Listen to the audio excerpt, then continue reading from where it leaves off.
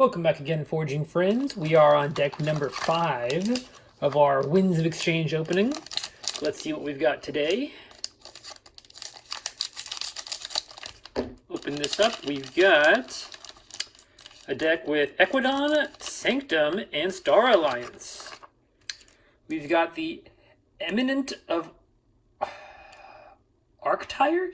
The Eminent of Arctire, and I have no idea what to make of this Archon. It's like a star person with like really long dreadlocks and some kind of wavy feet. Very interesting. I'm sure they're very nice, hopefully. Let's see what we got in today's deck. All right, dropping down the Archon card, we are starting with our token, which is Prospector. Really powerful token creature I'm aware of. It's 1 power creature. When destroyed, you draw a card. So if we can get a lot of really good destruction effects, a lot of good board wipes, have a lot of these out, we can get a lot of advantage off of just straight card advantage with this guy. So we'll be able to look out for that. We're going to start with Star Alliance here. We're going to start with the action card Teamwork. Play, make a token creature. If there are more enemy creatures than friendly creatures, archive Teamwork. It looks like a recurable token generator in Star Alliance. I like to see it. Good, better when you're behind, obviously, because then you can archive it, but not bad. Specialist Guthrak is a 3-power creature with Skirmish, and after fight, reap, capture 1 amber for each house represented among Specialist Guthrak and its neighbors. So we want to put him next to things that aren't his same house, and we can do a lot of amber control there. Very nice. Red Alert is an action card. Play, if there are more enemy creatures than friendly creatures, deal damage to each enemy creature equal to the difference. So we can play our Teamwork and then punish them for having more creatures than us, for sure. Very nice. Recorded History, action card with Play. Reveal up to 3 cards of different houses from your hand and archive each card revealed this way. Very cool. We can get some kind of efficiency that way, get cards out of our hand. It's got 2 Amber Pips too. Forgot to mention that. That's really good. We've got Pyro, a 3-power creature with Splash Attack 3, and it may be used as an upgrade instead of a creature. With the text, this creature gains Splash Attack 3. Really good on fighters. We might have some good Sanctum creatures that this could be good on. We got 2 of him. We've got the Friendly Guide, a 3-power elusive creature, and after you use one of his neighbors, you may use Friendly Guide. Used off house, very nice. Got CXO Tabor, 3-power creature. After fight, after reap, you may use a non-Star Alliance card this turn. Very nice. Play or use a non-Star Alliance card this turn. Very cool. Stealthster, 3-power creature with elusive, and may be played as an upgrade instead of a creature. With the text, this creature gains elusive. Can protect something nice. We've got the rare artifact Recruiting Station with a draw pip. Omni, choose a house, discard the top card of your deck. If it belongs to the chosen house, make a token creature. Okay, so we have a second token generator in Star Alliance. It's reusable, and we can use it on any turn. It's Omni. So if we have a way of manipulating the top of our deck, we possibly just make a token creature every turn, which is really cool. We really like some way of manipulating the top card of our deck if we can find it. Cultural Exchange is an action card with an Amber Pip. Play, your opponent puts each card from their archives into their hand. Really cool against Mars, who'd like to kind of archive your creatures. Like that card a lot. It's another rare. Very cool. We have 3 rares in this Star Alliance. What are the odds of that? That's crazy. Wow. And then we have Crash Muldoon, the 3-power deploy creature. He enters play ready, and as an action, you can use a neighboring non-Star Alliance creature. So you can just use something off house the turn he's played. Very, very cool card. Wow, that's a lot of rares in one house. Wow. And we're starting off strong with Sanctum. We got the Grey Rider, a 2-power deploy creature. Play, after fight, after reap, you may ready and fight with a neighboring creature. Like to see this in multiples. Do we have a second one? Oh, no. Unfortunate. But anyway, we have the Revered Monk, a 4-power creature. It gets +2 armor for each of its Sanctum neighbors. Very cool. Very hard to take it down. We got 2 of those. Hey, it's Nidapult. We have the Nidapult artifact. Action, the next time a friendly creature enters play this turn, you may have it enter play anywhere in your battle line ready. So we'd like to see quite a few of the Sanctum creatures. I like the idea of being able to use a Nidapult to play the Grey Rider ready, play it, fight with something, and then we can reap with it, fight with the same thing. Very cool. Very, very cool. We've got the Cassiel the Benevolent, a 2-power creature that's enhanced a bunch of stuff. 2-power, 2-armor creature. Battlefield Evangelist, 3-power, 2-armor creature. After fight, make a token creature. Martyr of the Vault, a 4-power, 1-armor creature. Destroyed if your opponent has 7 or more amber, they lose all but 5. All right, so we want to have some good ways of destroying our own creatures. I don't know that we had any really in Star Alliance, but we'd like to find some so we can destroy our own tokens, and especially this creature. This is a good one to have an easy way of destroying. We've got Lightbringer Outpost, an artifact with an amber pip. As an action, you can put a friendly creature on the bottom of its owner's deck. If you do, a friendly creature captures 3 amber. Can be good in the right situations. We've got the Light Everlasting action card with 2 amber pips. Play a Sanctum creature from your discard pile anywhere in your battle line. Very cool. Same thing we can use that Grey Rider for, potentially. Very nice. Hadroth's Wall is an artifact with each friendly flank creature gains +2 power. Can really help us keep some stuff alive. Very nice. We've got the rare creature Zephon the Opulent. When you play him, you make 2 token creatures. He cannot be used unless there are 2 or more friendly token creatures in play. And after Reap, you gain 2 amber. Oh my gosh. So we really want to give him elusive. We really want to give him as much as possible because our opponent is going to focus him down as strong as they can. He Reaps for 3, which is crazy. And then also considering that we have that Nightapult, we could potentially Nightapult him into play ready, and then just one turn have 2 token creatures and then Reap for 3. Wow, what a play. That's a huge play in this deck already. Nightapult plus Zephron. I'm pretty sure that works, right? Nightapult doesn't have any restrictions on what it summons. It's an action, so it's got to be used on the same turn, I believe, right? So the next time a friendly creature enters play, you may have it enter play anywhere in your battle lane. Yeah, that's really good. So we definitely want to save him for when we have Nightapult out and ready. Very, very cool. We have Proclamation 346E, an artifact with while your opponent does not control creatures from 3 different houses, their keys cost +2. Just, you don't have to worry about it on any turn. They have to maintain their battle line, or you can make their keys cost +2 just naturally. That's such a good card. Moving on to Equidon, we have Trading Frenzy, an action card with an amber pip. Play a friendly creature and an enemy creature, each capture 3 from their opponent. All right, and you get to choose where they go, obviously. Very cool. Got 2 of those.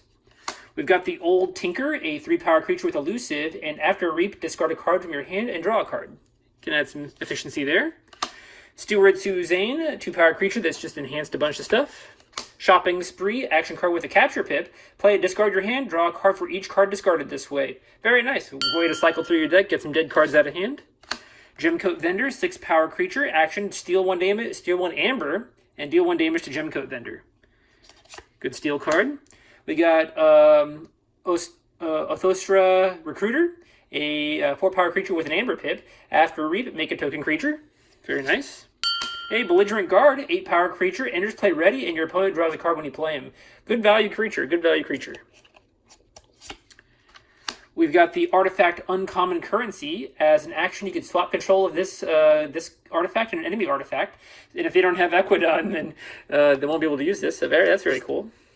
We've got the Scrap Scrounger, a 4-power creature. After Reap, swap an artifact from your discard pile with a card in your hand. We have a lot of artifacts in this deck, so that could be very good. We've got the Ikwiji Outpost, an artifact with an amber pip. Action, put a friendly creature on the bottom of its owner's deck. If you do, draw 3 cards. Oh my gosh. We can get a lot of value. This plus Prospector, we're going to be drawing cards like crazy. This deck has crazy efficiency.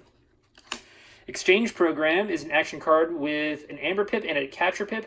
Choose a friendly flank creature and an enemy flank creature. If you do, swap control of those creatures. You can take one of your opponent's creatures and hand them something really, really small. Very nice. Really interesting deck. I think it's got a lot of efficiency. It's got really good value cards. I'm going to do the split here, and I will be right back. All right, welcome back. So in this deck, we have 20 creatures, which is a great number. We have 7 creatures in Star Alliance. We have 7 creatures in Sanctum, and we have 6 in Equidon. So good distribution of creatures across the entire deck, which is really, really nice. For token generators, we have 5. We've got 2 in Sanctum, 2 in Star Alliance, and 1 in Equidon. Normally with an Equidon token, I would say having only 1 in Equidon isn't that great. But since this guy, we don't care if he's destroyed. He can just be destroyed on any turn. You know, we can fight with him. We might not fight with him. If he leaves the field, usually, we're going to be getting some value off of him in the form of a new card. So in that regard, I think efficiency is really, really, really going to be key in this deck, which is great. So I think that's a pretty good distribution. They're not the most powerful token generators. I mean, some of them are for chance. The most powerful token generator I think we would have is that Sanctum creature that just summons 2 and then can reap for 3. So that's going to be something. Amber on cards, we have 9. Not the highest number. It's probably one of the lower numbers we've seen for Amber on the cards, but I think the rest of this might make up for it. For Amber control, we have 9. We have I think 1 Amber capture pip, but then we have a few things like we can capture 3 with this artifact. We have a few ways of there's the capture pip. A few ways of just taking Amber off our opponent. We have that 1 Sanctum creature that can reduce our opponent's Amber if it's destroyed, which is really, really nice. For artifact control, we just have 1 artifact control. The uncommon currency, I believe is what it's called. Yeah, it's just we can take control of our opponent's artifact. If they have Equidom, they can take it back, but it's kind of a stall kind of tactic. If they don't have Equidon, we just take it forever, which is great. All right, looking at creature control. We only have 4, which I really would have liked to see more, especially in a deck with a token that wants to be destroyed. And we have a few other good destroyed effects in here. The best one we have is Red Alert, which only affects our opponent, and it only really works if we have a low creature count. Since we have 20 creatures, it's more likely that we'll have creatures on board, unless our opponent's playing like Bravnar Sanctum, a lot of fighty things, really good board control things. But at least we have it in our pocket in case we need it.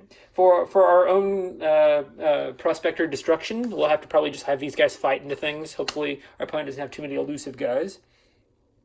For efficiency, we have 8 on the cards, plus those 5 token generators. I'm counting those as efficiency because they're getting us these guys, which will more often than not get us a card too. So 8 plus 5, that's 13 efficiency I'm going to call in this deck. And that's using cards off house, drawing cards. It's a combination of all those things, which is really good. This deck can cycle. I think this deck will be able to really, really do well cycling, which is what I'm thinking it's meant to do. So that kind of makes up for that low Amber count because we'll probably be cycling through our deck once, maybe twice throughout games, which is really cool.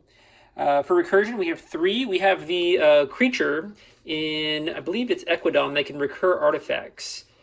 So which was really interesting because I think the main thing we'll be using that for will be to regain our Nidapult, that Nidapult artifact. That one's going to be really, really useful. Really useful for a lot of our main strategies. Which one was it? It was... Oh, it's going to bother me unless I can find it. I believe it was a creature that could let us do that, right? Did I just pass over it a couple times? I found my retainer in a school dumpster. I found my biological father in a militia up in the Ozarks. This should be no problem. Make a token creature, discard a card from your hand, steal one. Oh, it's right here in front of me. Oh, silly me. All right, anyway, so yeah, the one way we can swap artifacts out, get artifacts back. If our Nidapult is destroyed, I think that's the one we should get back with this creature, if we're allowed to reap with him. But yeah, we have 2 other recursion besides that. We can recur a creature with that Light Everlasting. Oops, excuse me. That Light Everlasting, we can bring back a Sanctum creature. And we have 1 other recursion in this deck. And then we have no disruption. So yeah, like I was saying earlier, that Nidapult artifact, that's going to be really, really, really good in this deck. So that's it. Next time a friendly creature enters play this turn, no matter where from, you may have it enter play anywhere in your battle line ready. So we already kind of went over that with that Sanctum creature. This guy, we can Nidapult, play him, reap with him, and in 1 turn we've made 2 token creatures and gained 3 Amber from 2 cards. That's huge value right there. I mean, 1 card that's already on the board, 1 card we play in our hand, that's 3 Amber right there, and 2 token creatures. Lot of value. We kind of always want to make sure we have the Nidapult out when we play this guy, just so we're guaranteed to get some value out of him. On top of that, though, we have some other options. So if our opponent has a lot of Amber, we can just Nidapult straight into Martyr of the Vault, and then have Martyr of the Vault run into something that's got 5 power at least. And that'll take care of it. Obviously, that's kind of dependent upon our opponent having some big creatures, but he can come out, he can reap, he can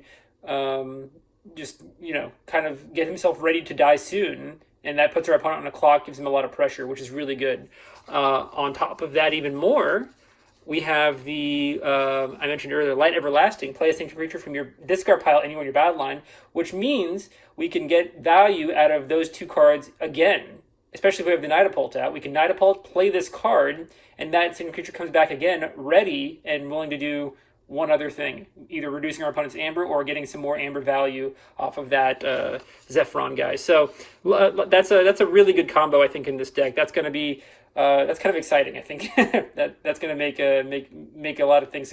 If we can get this guy twice, that's a key with 3 cards total. That's a maybe not a guaranteed key, but a very fast key with 3 cards.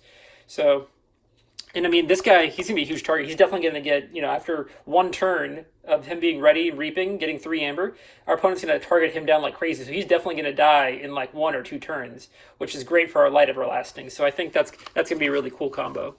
But yeah, overall, this deck is really cool. I mean, I think the low amber count is offset by the efficiency in this deck. So I'm going to rate this deck decently high. I'm going to say it's like a 75. I'm going to say this is a pretty good deck because it's got a high creature count, it's got some artifact control, and it's got some good fighters. Maybe a little lacking on that creature control, but it's got some options for everything, I think. So what do you guys think? Do you think you'd rate this deck kind of high? Where would you place it? And what are you excited about in this set? Go ahead and leave those comments down below. And if you like this video, I do appreciate a like. And if you want to see more of this content, please subscribe. All right, guys, I'll see you in the next one. Have a great day. Good day. Bye-bye.